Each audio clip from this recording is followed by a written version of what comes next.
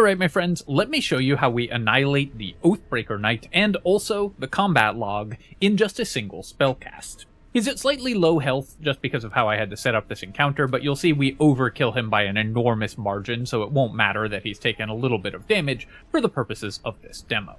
We have one buff running, the Shriek aspect of Phalar Aluve, which can either be held by our character or an ally. In this case, Gale himself is just carrying it and using it. So the damage output will be even higher if you have an ally use it. We're going to cast a magic missile at 6th level, targeting the Oathbreaker Knight with each and every missile, and that is going to be 9 total missiles. Completely obliterating the Oathbreaker Knight, and also filling the entire combat log for pages and pages backwards, in fact further than it actually measures, with pure damage output. If he had somehow survived the approximately 400 damage that we dealt in that spellcast, then he would be prone on the ground and covered in radiating orbs and unable to fight back. And in fact, the final version of this build will probably do about 50% more damage than in this demo, just because of how I had to set it up in terms of the items and character build that we used. Alright, let's get to the build. Hello my friends, and welcome back to another Baldur's Gate 3 character building guide. Hope you're all doing well. Today we're covering one of the most powerful characters in the game, which has somehow escaped being covered on my channel. A build designed to one-shot enemies without ever having to roll dice. So even if you're the unluckiest player in the world, you can still obliterate encounters with this character without fear of failure, because there's no element of luck that can go wrong. I'm talking, of course, about the Magic Missile Wizard, which in addition to being a fully powered spellcaster with all of the control, utility, and damage that entails, can also simply press delete on enemies that you don't want to fight, and they are just gone, with no possibility to respond to you at all. This character just removes enemies from the encounter, making them much easier for your party, and it does so while also providing a ton of other value, making it an incredibly powerful character overall. Before I begin, I do want to take a quick moment to say thank you so much to AJ Hoy for the $5 donation, Jacob Lambert for the $10, and Michael Reynolds, Andro, and Ronan Sohei for becoming channel members. Thank you so much my friends, I really do appreciate the support. Alright, let's get magic missiling. I'm using Gale here as the example character, because of course this is a wizard build, and he's the wizard of the party. But if you're building this as a custom character, then it mostly doesn't matter what race you pick. We don't need any weapon or armor proficiencies or specific tools from our race, so this build can work pretty much for any character.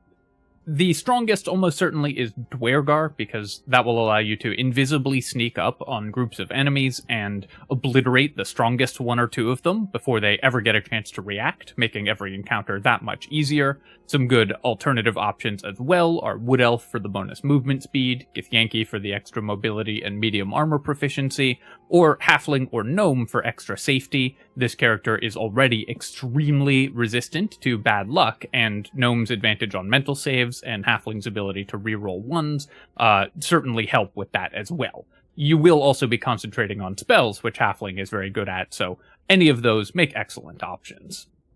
We're going to start with a level in Wizard. There are variants of this character that use Sorcerer or Fighter levels, in which case you would want to start with those at level 1 for con save proficiency, but for this version of the build we're going to start with Wizard levels.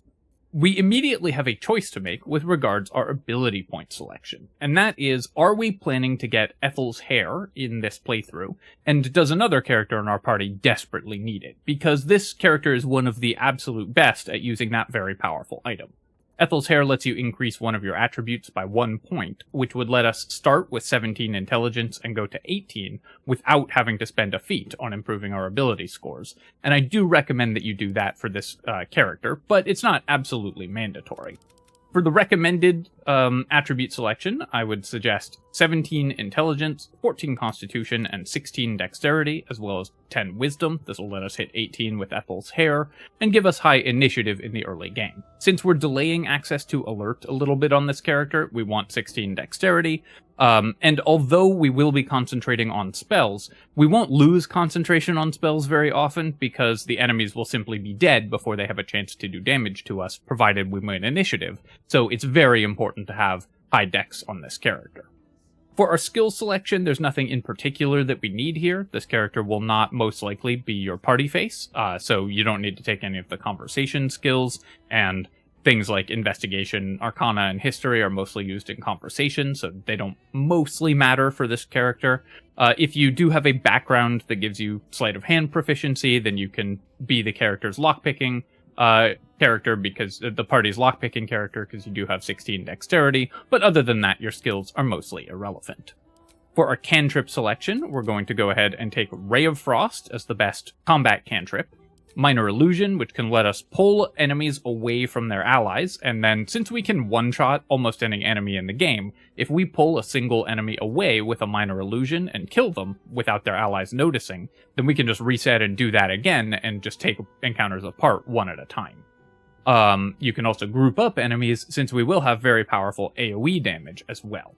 For our third cantrip, it's a little less set what we need here. I'm going to recommend that you take Mage Hand, just because it's always useful to have in your party for throwing bottles of water or healing potions at allies and stuff like that.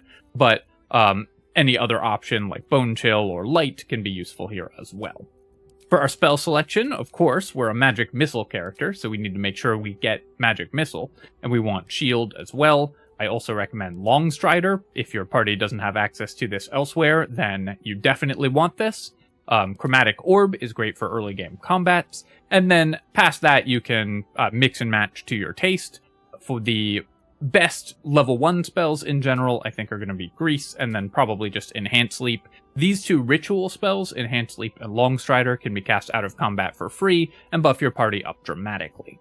Alright, that's it for level 1. Let's move on to level 2. At level 2, we're going to take a second level of Wizard, and we get to pick our Wizard subclass. The subclass that we're going to take is Gale's in-flavor subclass, Evocation.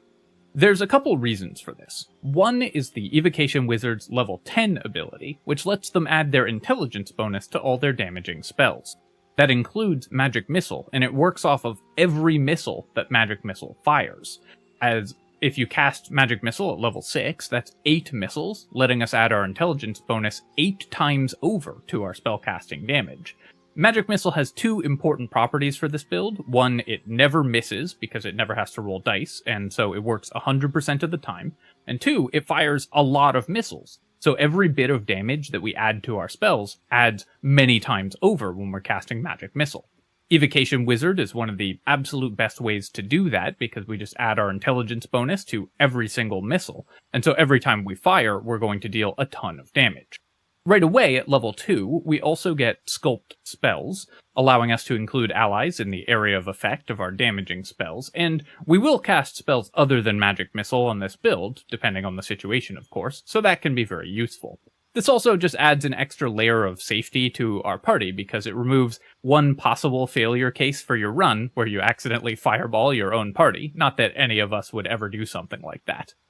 I do remember in the early days of Baldur's Gate, Larian released stats on player death, and the number one cause of player death was their own fireballs, starting right at the beginning of the game. I think that's probably less true now that the game's been out for a while, but still pretty good to be able to avoid doing that. For our spell selection here, of course, we're a wizard, so we can learn spells from scrolls. We're only going to pick up whatever we haven't yet found found scrolls for, so pretty much just go back for any utility spells that you might want. Things like Find Familiar and Fog Cloud can be very, very useful in early game fights, but what you select here, of course, is going to depend on what spells you found from scrolls.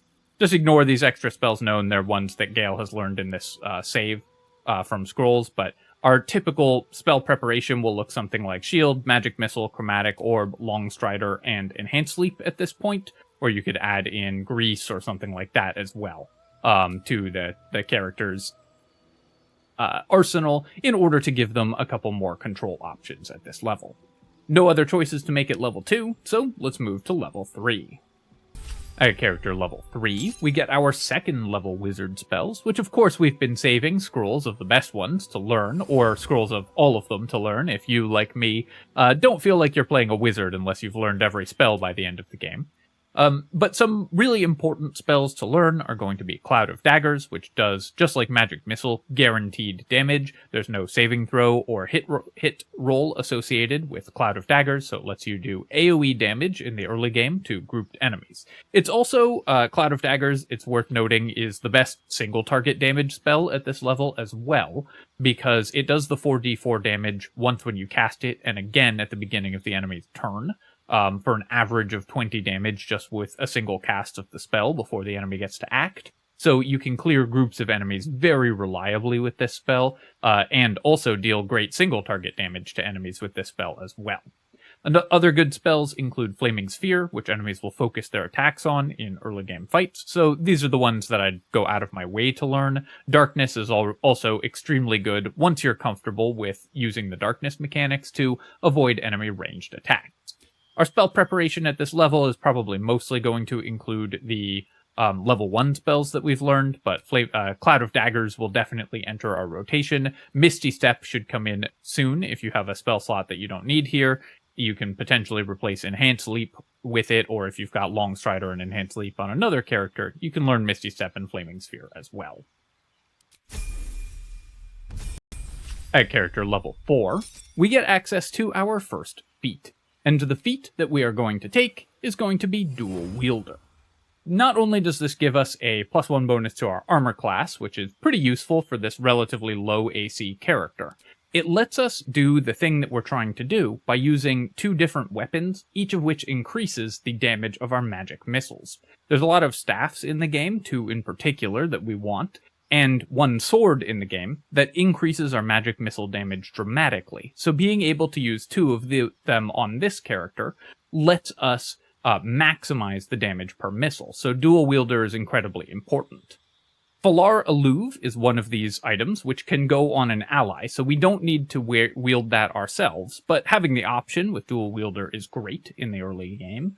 And also, it lets us wield other staffs that increase our spell save DC and things like that, alongside the Spellsparkler, which is the staff that we're going to be using as sort of the mandatory component of this build. There's a lot of gear swapping that goes on in this build. You're going to be changing your gear out dramatically as you get through the acts. I'll talk about that in the gear section, but the goal here is to maximize the damage per missile of our magic missile, and Dual Wielder lets us do that to the maximum degree, allowing us to just obliterate enemies immediately. For our cantrip selection at this level, I recommend taking Bone Chill if you haven't learned it or found it already, because there are a lot of enemies in the game that heal. Being able to prevent that is very valuable. Often this can be way more damage than another cantrip, and you can give enemy undead disadvantage on attack rolls. An alternative option, which is has no saving throw and is very useful. An alternative option is to take Acid Splash, because as an Evocation Wizard, we are soon going to get the ability for our cantrips to do half damage on a miss, and Acid Splash doing half damage even when enemies pass the saving throw is really very, very valuable, because it just does guaranteed AoE damage. So whichever of these you haven't found scrolls for, you definitely are going to want to learn both of them from your cantrip selection. For our spells here, we're just going to go back and take any utility spells that we haven't picked up at earlier levels, things like Darkness, Invisibility, and Misty Step, because our combat spells were more or less locked in at this point. So just grab whatever utility spells your party needs, and then you're set up to move on to level 5. At level 5, we get access to 3rd level wizard spells, including some of the most powerful spells in the entire game. Of course, we want to learn Counterspell when we level up, because there is no scroll of Counterspell in the game, and this of course is a critical defensive measure for every party to have access to, and fits with the theme of perfect safety that this character applies. You have even fewer ways to fail when you have Counterspell available, as well as Fireball, because this is an Evocation Wizard, so Fireball or Lightning Bolt, whichever you haven't found scrolls for, are very useful since you can AoE groups of enemies. Other important spells to have access to are Sleet Storm, Glyph of Warding, Haste. All of those are very, very good.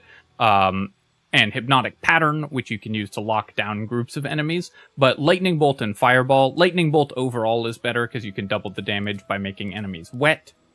will let you do solid AoE damage, even if enemies are mixed in with your allies, because as an Evocation Wizard, you don't have to care about that.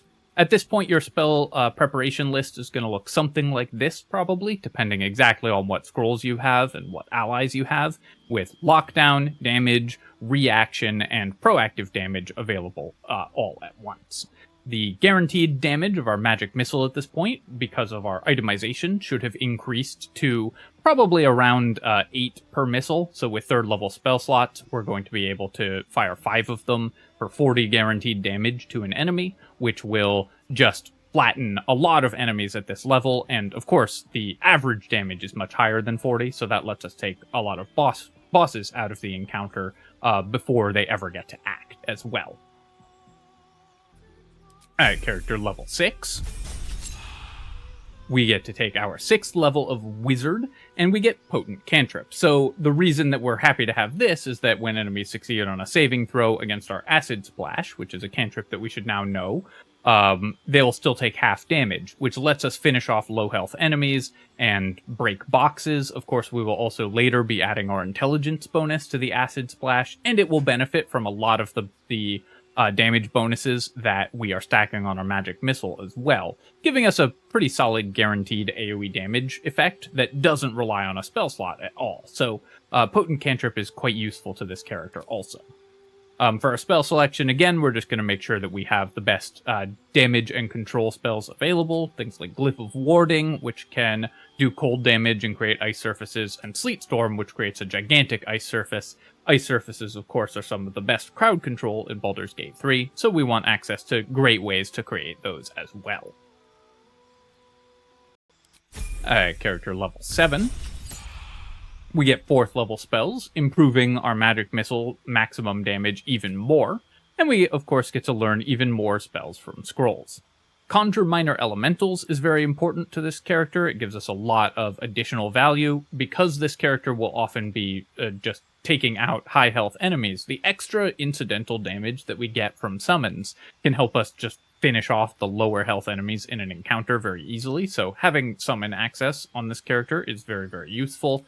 Ice Storm also gives us another AoE damage option. Because we have single target damage on lock from Magic Missile, AoE damage is very useful as well. But the most important spell for us to learn at this level is going to be Wall of Fire.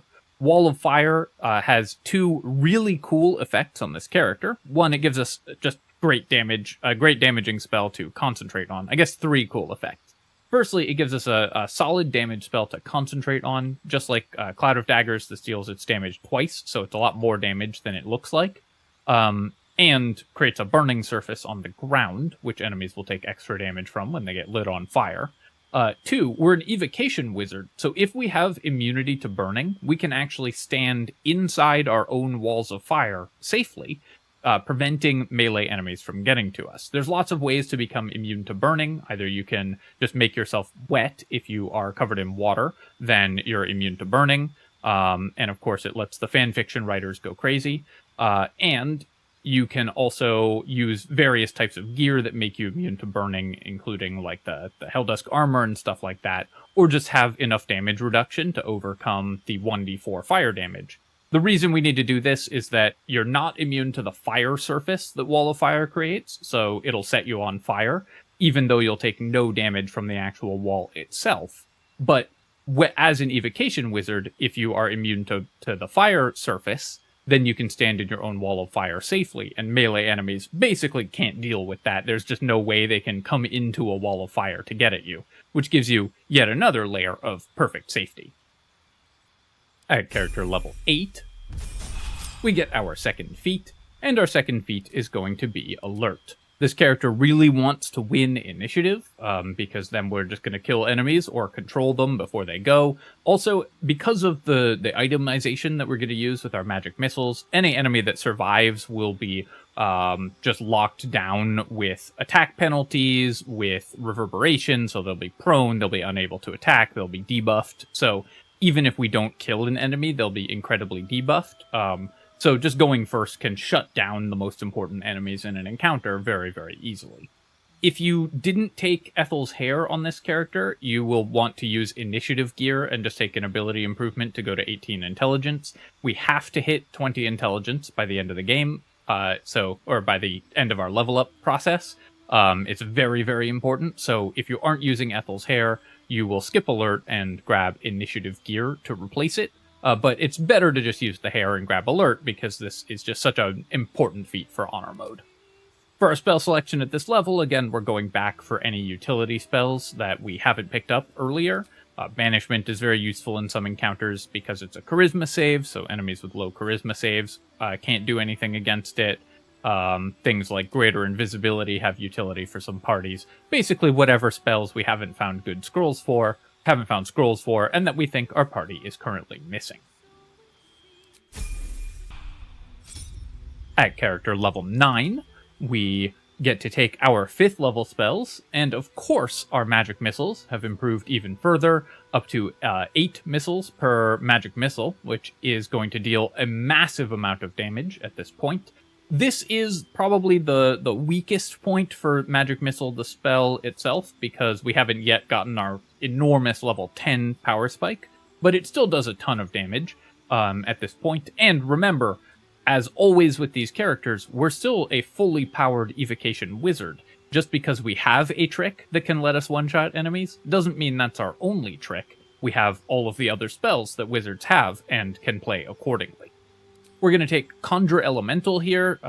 The level 5 elementals and the Myrmidons at level 6 are incredibly powerful, and other great spells to have at this level include Hold Monster, very useful. Cloud Kill can be used if you're locking down enemies in a location to deal consistent damage to them, but the most important 5th level spell is Conjure Elemental. Just make sure you grab that one. Finally, at Wizard level 7, we get access to our enormous power spike, Empowered Evocation. Empowered Evocation lets us add our intelligence modifier to damage rolls with any evocation spells. Magic Missile, of course, is an evocation spell, and at this point in the game we should have 18 intelligence, so that's plus 4 damage per missile. With a 5th level spell slot, that's going to be 8 missiles, which lets us deal... Or that's going to be 7 missiles, increased to 8 with an item, which lets us add our intelligence modifier 7 times over per spellcast. Of course, we can use haste or a potion of speed to just do it again. So if enemies survive, we can do this at least twice in a turn, and any enemies that survive that will be so debuffed that they simply won't be able to fight back. The sheer amount of damage that this character does is amazing. It's not as high as some other characters, but remember that this damage is 100% reliable. It can never fail. So even though we don't have quite as much damage as some other damage builds, we're very competitive with them in terms of damage, and unlike those builds, we can never ever roll a natural 1 or get unlucky and not kill an enemy. This build just always works. For our cantrip selection at this level, of course, we are going to take True Strike because it annoys people in the comments in very hilarious ways to me.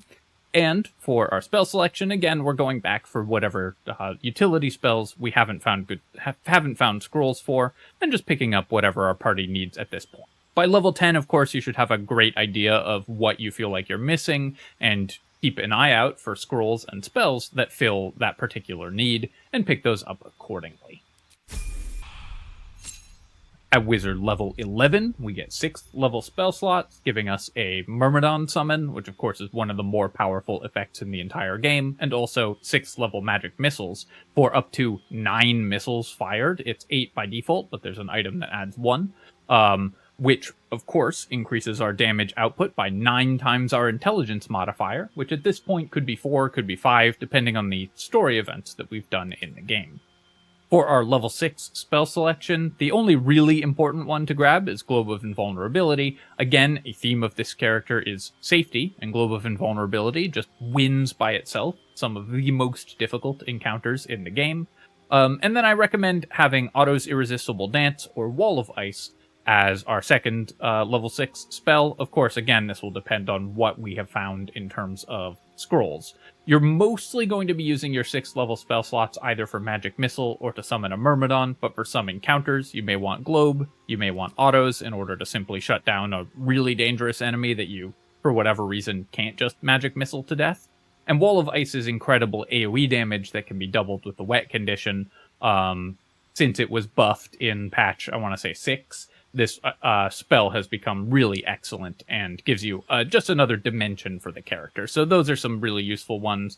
Finally, Disintegrate is very, very useful in one specific late-game encounter where the enemy has very low dexterity saves and lets you just deal a bunch of damage, though Magic Missile also is not bad in that encounter either. And finally, at character level 12, we get our last feat, and the feat that we take is of course going to be an ability score improvement to bring our intelligence up to 20. Note that we have Ethel's Hair at this point, so our intelligence is 1 higher than listed on the character sheet, so we're going to have 20 intelligence, 22 if we've done the appropriate story event to raise our intelligence by 2 more. If you didn't take Ethel's Hair, you'll still have 20 intelligence and 12 wisdom, you just won't have alert, and will be a little more priced into using initiative gear for this character. For our spell selection, again, we're just going back for whatever spells we don't have good scrolls of. I've already talked about the best 6th level spells for us, but just make sure that you have like Disintegrate, Autos, and Globe of Invulnerability as great options for your character. Those will be used in various encounters, though again, this character will mostly be using Magic Missile for most of its high-level spell slots. Alright, that's the Magic Missile Wizard, but of course this character is one of the builds that's more reliant on gear than some of the other ones I've done on this channel, so we definitely have to talk about our gear, so let's get to that. For items for this character, there are 3 weapons that are critical for this character's functioning. The first of these is the Spellsparkler. The Spellsparkler gives you 2 lightning charges whenever you deal damage with a spell, which, because Magic Missile deals its damage in multiple instances, will give us 2 lightning charges per Magic Missile. What this means is that each missile after the first will deal 1 additional lightning damage, which doesn't sound like much, but we'll get there. And then, for every 3 magic missiles, we're going to deal an extra 1d8 lightning damage. So with a 9th level, with 9 magic missiles cast by a level 6 spell slot, we're going to deal an extra 3d8 lightning damage. Because lightning charges are a little bit buggy, these will also get added to some of our other damage instances that we're going to be doing. Damage Rider source issues with lightning charges have somewhat been fixed in Honor Mode, but even in Honor Mode, you'll get more lightning charges and more lightning charge damage. Some additional types of damage will apply to the bonus lightning charge damage that shouldn't, so I'll talk about that as we go through all of these items. The second key item for this character, or key weapon for this character, is going to be Phalar Aluve. Now this is a sword, but it doesn't matter that we don't have sword proficiency, and in fact, we don't even need to be the ones wielding this weapon ourselves. Ideally, we would have an ally use this weapon to set up the combo for us, but we can do it because we have dual wielder, at least in the early game before we get the third weapon. Phalar Aluve allows us to, while we have it equipped in a character's main hand, cast Melody, which lets us use Sing, but for our purposes, the important one is Shriek.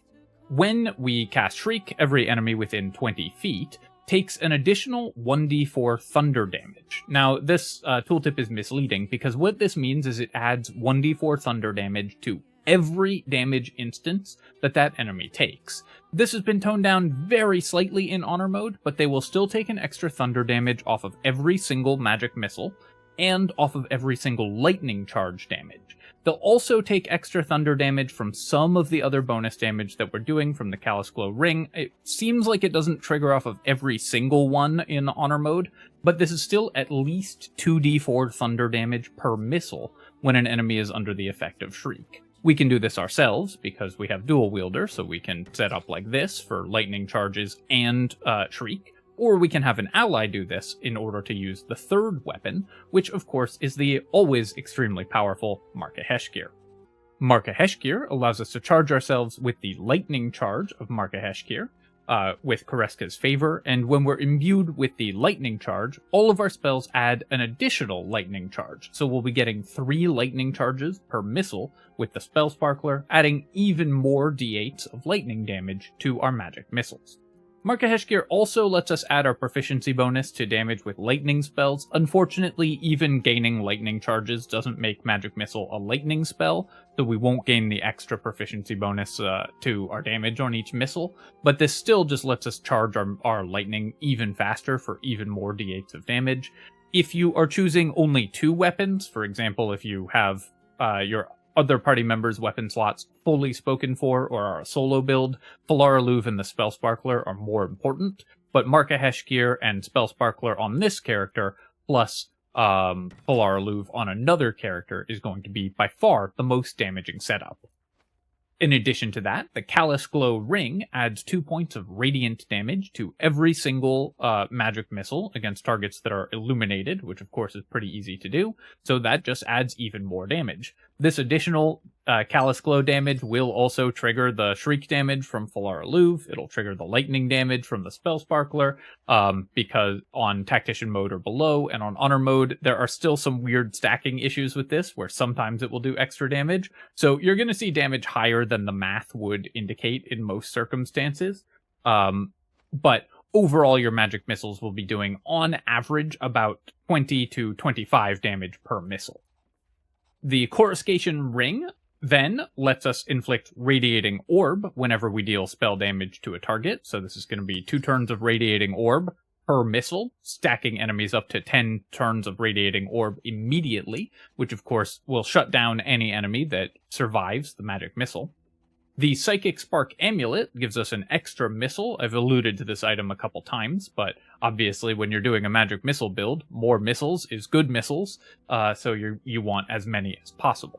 An alternative amulet is available in Act 3, the Amulet of Elemental Torment.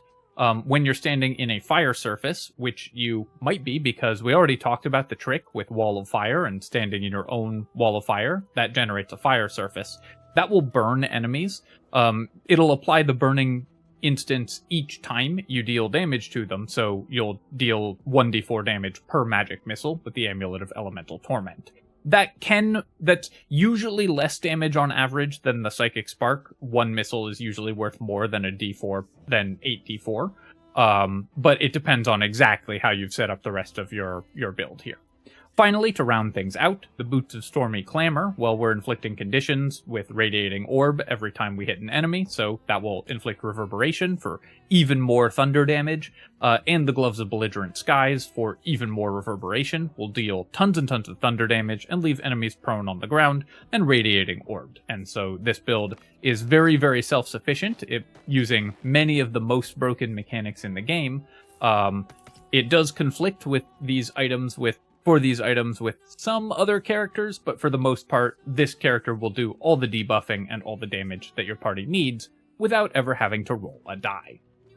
Alright, my friends, I hope that you have enjoyed this look at the Magic Missile Evocation Wizard, one of the most powerful and reliable builds in Baldur's Gate 3. Definitely hungry for spell slots, so you will be resting a little bit frequently when you use this character, but the amount of damage and utility that you get from it is just ridiculous, so it is, of course, incredibly strong and an amazing addition to every party. If you have enjoyed the video, of course, feel free to leave a comment and hit like. Helps me out a ton with the algorithm, so I really appreciate people taking the time to do that. And of course, you can subscribe to my channel for more Baldur's Gate 3 builds and other strategy game analysis. Cheers, my friends, and I will catch you next time.